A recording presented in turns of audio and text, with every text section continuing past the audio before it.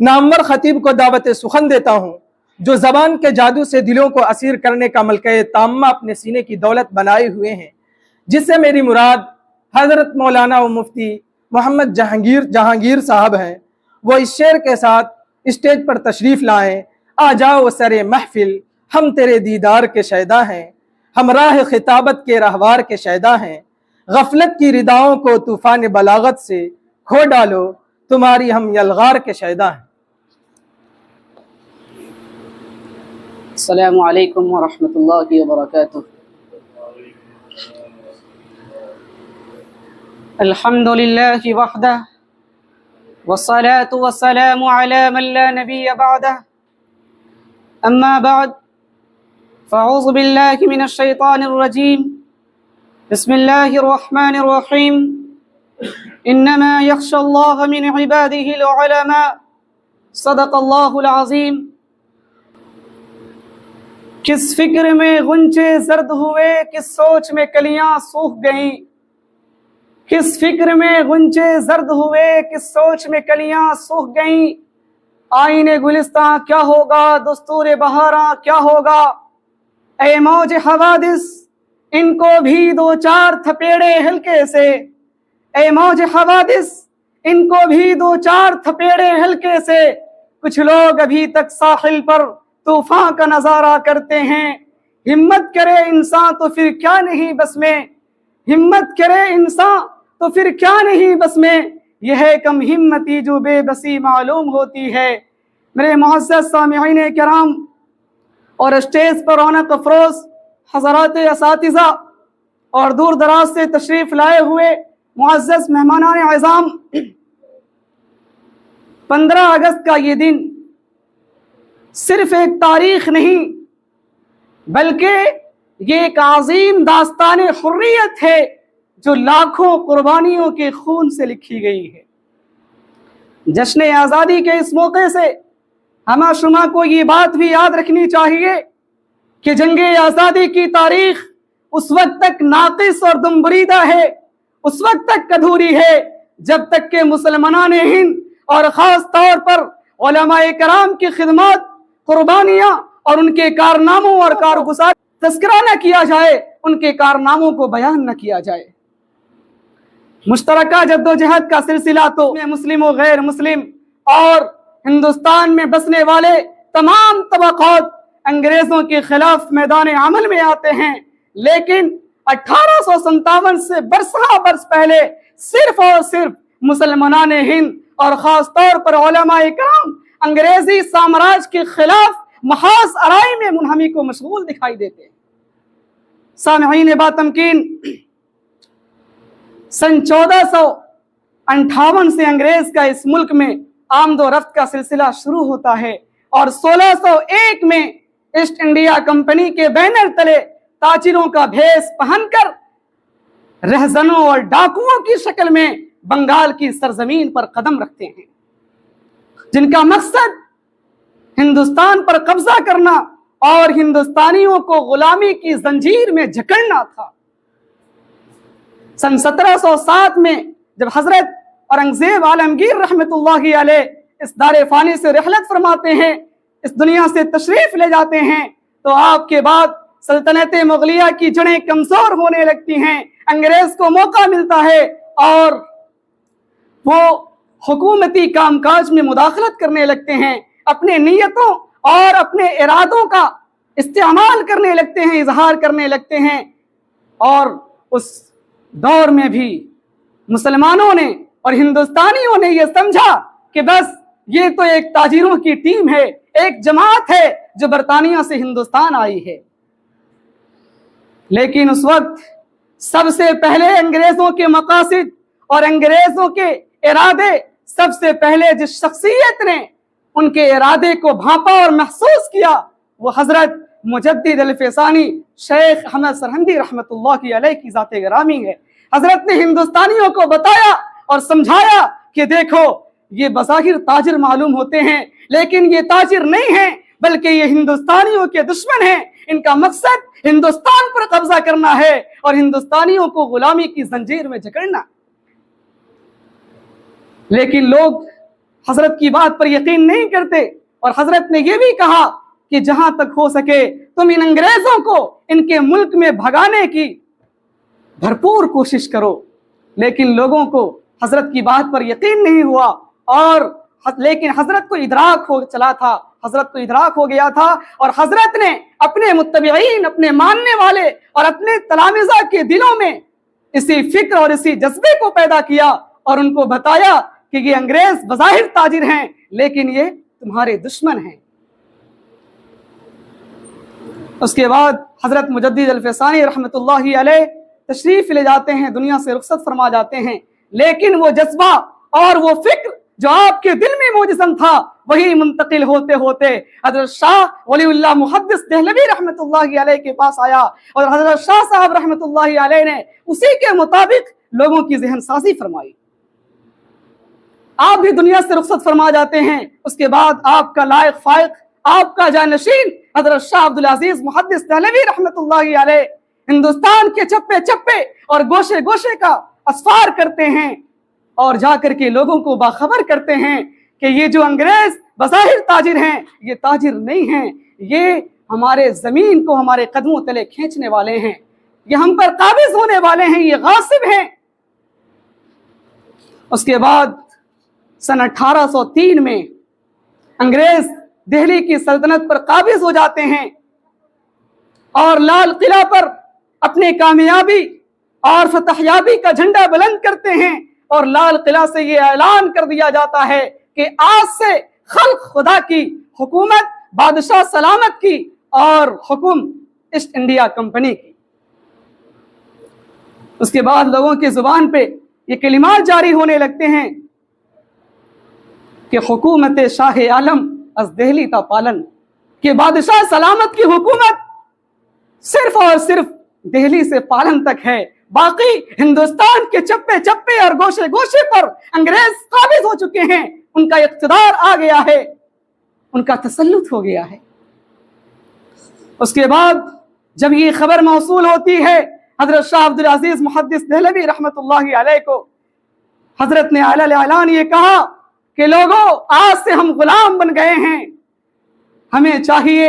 کہ ہم اپنے جان و مال کو قربان کرنے کے لیے تیار ہو جائیں۔ اس کے بعد حضرت شاہ عبدالعزیز محدث دہلوی رحمۃ اللہ علیہ نے ان کے خلاف اور ان کی آنکھوں میں آنکھیں ڈال کر فتویٰ صادر کیا، جہاد کا فتویٰ صادر کیا۔ یہ کون تھے؟ فتویٰ صادر کرنے والے کون تھے؟ محدث کبیر، امام جلیل، رئیس الاولیاء، فخر چمن، نادش وطن شاہ عبدالعزیز محدث دہلوی رحمۃ اللہ علیہ ہیں۔ یہ فتویٰ محض فتویٰ نہیں تھا، ایک بجلی کی کڑک تھی جو انگریزوں پر گر پڑی تھی، انگریزوں کی نیندیں حرام ہو گئیں، جگہ جگہ آزادی کے شعلے بھڑکنے لگے، جگہ جگہ آزادی کے پرچم لہرانے لگے،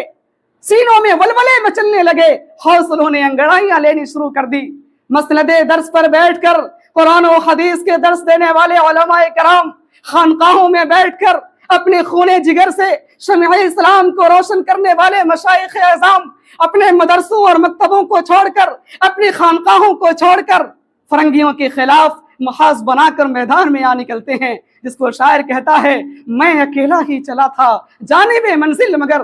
میں اکیلا ہی چلا تھا جانب منزل مگر، راہ رواتے گئے کارواں بنتا گیا۔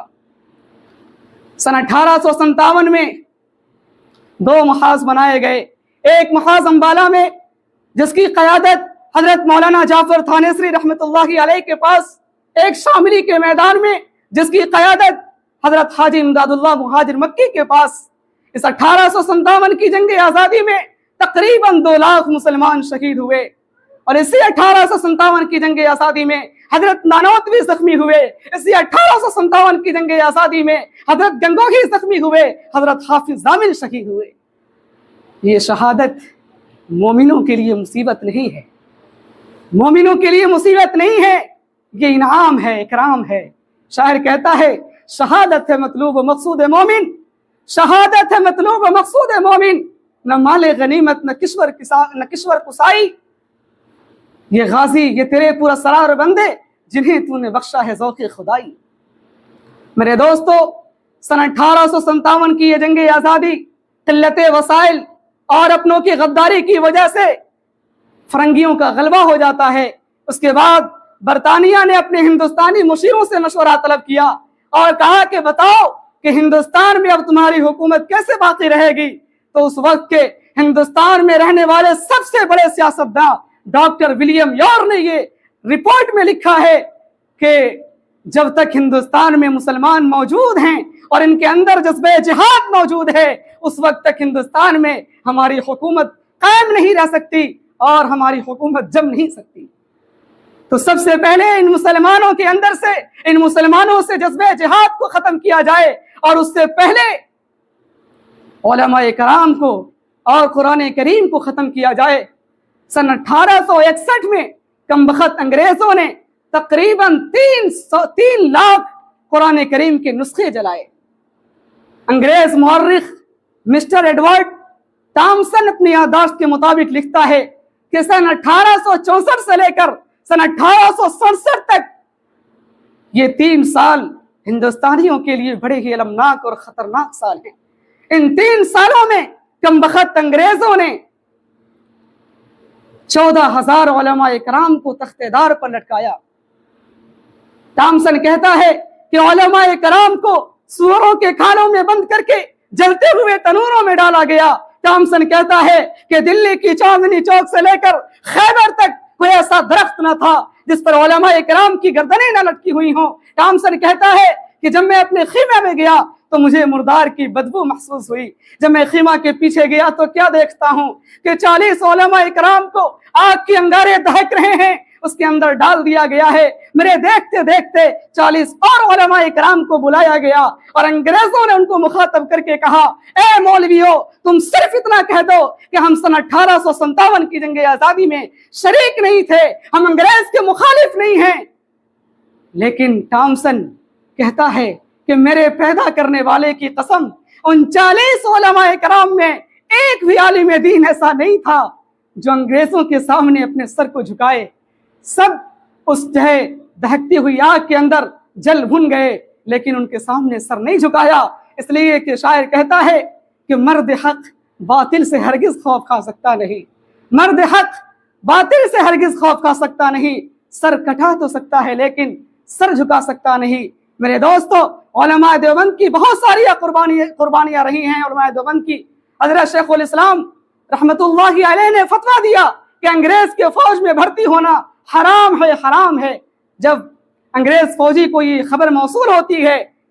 حضرت سے کہا کہ آپ نے یہ فتویٰ دیا ہے، کانفرنس کے اندر حضرت سے کہا کہ آپ نے یہ فتویٰ دیا ہے، کراچی کے اندر یہ کانفرنس ہوا اور کہا کہ آپ نے یہ فتویٰ دیا ہے کہ انگریز کے فوج میں بھرتی ہونا حرام ہے، حرام ہے۔ حضرت کہنے لگے، فتویٰ دیا ہے یہ کیا ہوتا ہے، میں تمہارے سامنے دے سکتا ہوں۔ اور حضرت نے کہا کہ انگریز کے فوج میں بھرتی ہونا حرام ہے، حرام ہے۔ حضرت مولانا علی جوہر آپ کے قریب بیٹھے ہیں، آپ نے فوراً حضرت کو کہا کہ حضرت بیان بدل دیجئے، ورنہ یہ انگریز بہت ظالم ہیں، بہت ظالم اور جابر ہیں، یہ ظلم و تشدد کا پہاڑ توڑ دیں گے۔ حضرت نے کہا کہ مجھے ان سے ڈرنے اور خوف کھانے کی ضرورت نہیں ہے۔ جب حسین احمد دیوبند سے چلا تھا تو اپنے سر پہ کفن باندھ کر چلا تھا، اس لیے مجھے اس انگریز فوجی سے ڈرنے اور خوف کھانے کی ضرورت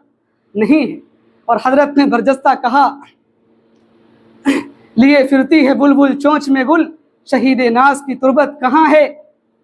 فرنگی کی فوجوں میں حرمت کے فتوے سرے دار چڑھ کر بھی گائے ہوئے ہیں، کھلونا سمجھ کر نہ برباد کرنا کہ ہم بھی کسی کے بنائے ہوئے ہیں۔ لیکن میرے دوستو، افسوس صد افسوس کہ ہمارے اکابر و اسلاف اور ہمارے آباء و اجداد کی اتنی قربانیوں کے باوجود آج ہندوستانی مسلمانوں کو ان کے دینی جذبات اور مذہبی تشخصات سے عاری کرنے کے لیے کوششیں کی جا رہی ہیں۔ چنانچہ طلاق و حلالہ جیسے اسلامی احکام کو ختم کر کے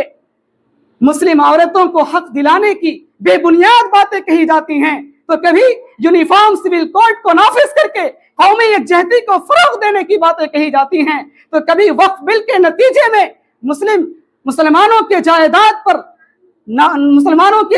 پر قبضہ کرنے کی ناپاک سازشیں رچی جاتی ہے، تو کبھی وہ مدارس اسلامیہ، وہ مکاتب دینیہ جس کی بنیاد حریت ہند کی خاطر ہوئی اور مجاہدین آزادی کو پیدا کرنے کی خاطر ہوئی، جو 1857 کی جنگ آزادی اس کے بالکل 10 سال کے بعد دارالعلوم دیوبند کا قیام عمل میں آیا تو ان مدارس اسلامیہ کا قیام حریت ہند کے خاطر اور مجاہدین آزادی کو پیدا کرنے کے خاطر ہوئی۔ آج افسوس کہ انہی مدارس و مکاتب کو اور انہی مساجد کو دہشت گردی کا اڈا بتایا جا رہا ہے۔ میں ان جو ہے الزام لگانے والوں سے کہتا ہوں کہ ہم پہ الزام بغاوت کا لگانے والے، ہم پہ الزام بغاوت کا لگانے والے بے وفا کون ہے؟ اپنے اجداد سے پوچھا ہوتا، کتنے جاباز سپوتوں نے دیا ہے اپنا لہو، وطن پاک کے خواب سے پوچھا